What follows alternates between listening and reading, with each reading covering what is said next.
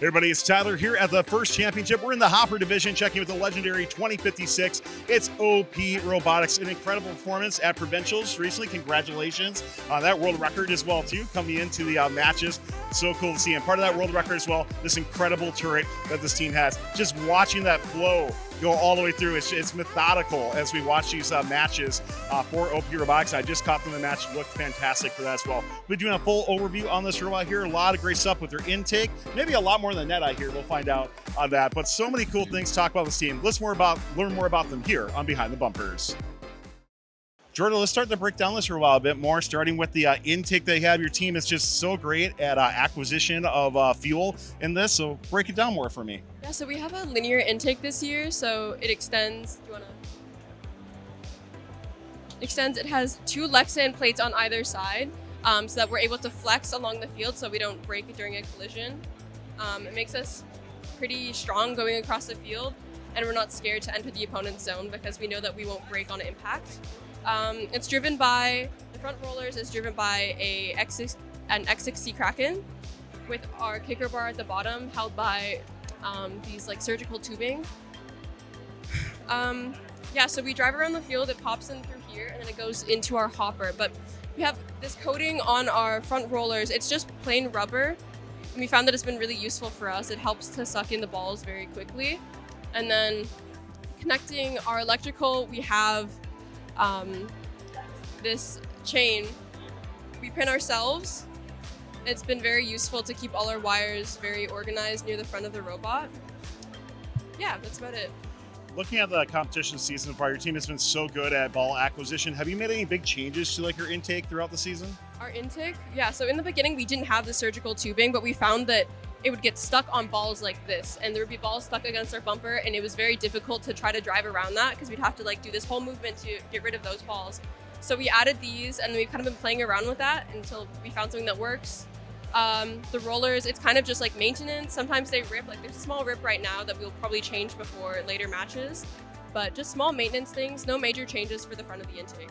And we were talking earlier, you repurposed this net from previous years as well too. Yes. How's it working out for you here? It's been working pretty well.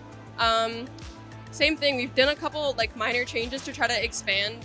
Like during our first competition, it was a lot smaller, and then recently before we came to Houston, we tried to like optimize the size of it so that we could carry as many balls as we could. Right now we're at a capacity of around 62 balls, so we're pretty happy with that. Before we get to our next segment, we'd like to thank the following. As you're getting ready for the competition season, think AndyMark as your one-stop shop for all your team needs. AndyMark's Launcher in a Box is a configurable solution that so many teams are finding success with for the rebuilt season. Also available at AndyMark.com, the AMPD AndyMark power distribution board that provides 24 40-amp independently fused output channels for safe, reliable power distribution. That's AndyMark.com. Build your alliance with so many other FIRST alumni who go to Kettering University.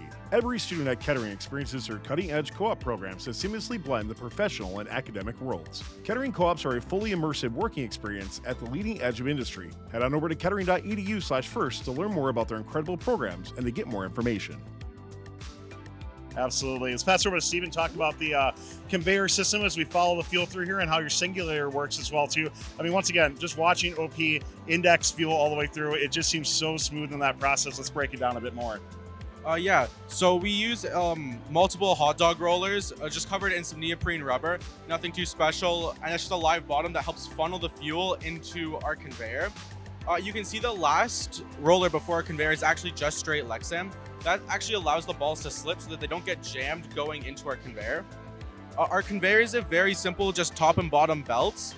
The bottom belt is a thicker rubber timing belt from WCB. And the top one is just a regular timing belt. That gives us just the perfect amount of compression to whip the balls up into our turret. We also have this roller in our robot that spins backwards, which acts as another anti-jam, preventing fuel from all jamming into our quarter pipe all at once. When you were going through the design for this season on here, were there any big challenges in terms like, you know, when you want to hold this much fuel yet still be a low bod and all that stuff in regards to trying to package all this together? Absolutely. A lot of that was focused in on our net, where once we decided that we wanted to use that to add a little bit more capacity, we were very worried about going under the trench. Sure. And additionally, the hopper flex with like polycarbonate is quite a lot. So making sure that we don't flex too much and breach the frame perimeter is very important. Did you have to swap out like your thickness of polycarb or anything like that? We did change some of our polycarb thickness, but that was to add extra robustness. Gotcha. Deshaun, let's talk about the turret on here. You know, to me, this is such a showpiece in rebuilt overall. So many teams have taken inspiration from what your team has done so far. Let's break it down a bit more and just tell us about why it's been so successful. Yeah, of course. So, our turret, it's obviously single balls. So here we have the cable train. It's not bi-directional. We have this little spring here. We have 370 degrees of freedom, so we can wrap around one way 370 degrees before we have to wrap around the other way, which is really helpful because, we don't have to flip around too much driving on the field. The hood here, when it goes up and down, it's driven by that one X44, and the flywheel here by these two X60s. They're all Krakens, just like the rest of the motors on the robot. Also for controls and LEDs, we've always had LEDs. We really like them, especially for driver input when we're driving. So if we're on a different alliance, so red or blue, they change colors. And depending on what we're doing on the field, like our state, they also change colors. So when we're shooting, they're the color of our alliance, and when we're not, they're red. Also, if we're having a brownout or something like that, they will turn green, and my controllers, like the Xbox controller, will rumble so that we know how to deal with that appropriately. Yeah. What's been the key, you know, for mechanically for your team of just getting so much throughput with the turret overall? I think honestly, it's all about the conveyor, really. Because our flywheel is just one speed. We don't crank that up or down. It stays at the same RPM. So it all comes down to singulating and singulating fast. I think that's the main deal when it comes to throughput. One of the other things that really makes this all come together, Daniel, is the programming for this robot here. And when we talk about how to get stuff in accurately, how to localize, how to get all the stuff that OP does so well. Just talk to me more about what goes into it. And I was really curious to hear about, like, if this only runs at a single speed, how are you making sure you're getting accurate shots too?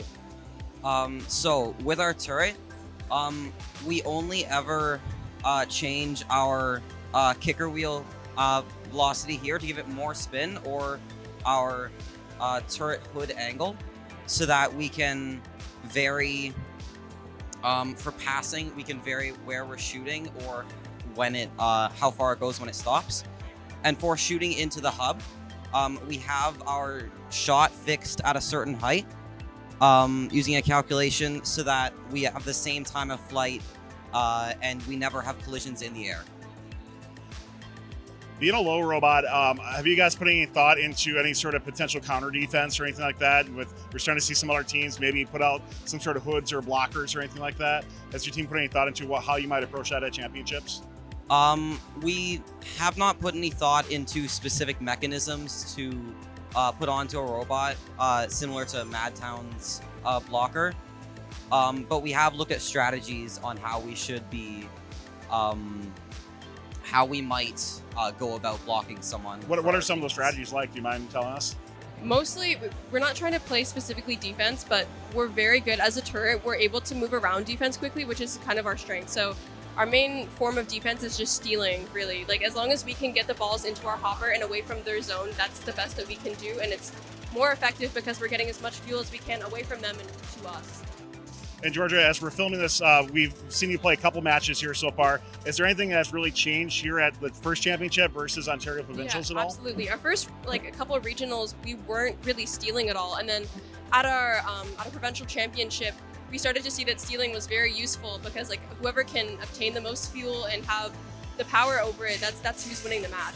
So if we're able to go and steal fuel on the other side, that matters a lot more than our scoring period, honestly. Well, OP Robotics, congratulations on another fantastic year, and thank you for continuing to be a great inspiration to the first community as well, too. We can't, of course, wait to see how you do here on Hopper and hopefully beyond as well, but we wish you best of luck the rest of the way. Thanks a lot. Thanks for watching. Don't forget to like, subscribe, and click the bell to stay up to date on future fun videos. Build your alliance with so many other FIRST alumni who go to Kettering University. Every student at Kettering experiences their cutting-edge co-op programs that seamlessly blend the professional and academic worlds. Kettering co-ops are a fully immersive working experience at the leading edge of industry. Head on over to kettering.edu/first to learn more about their incredible programs and to get more information. As you're getting ready for the competition season, think AndyMark as your one-stop shop for all your team needs. AndyMark's Launcher in a Box is a configurable solution that so many teams are finding success with for the rebuilt season. Also available at AndyMark.com, the AMPD AndyMark power distribution board that provides 24 40-amp independently fused output channels for safe, reliable power distribution. That's AndyMark.com.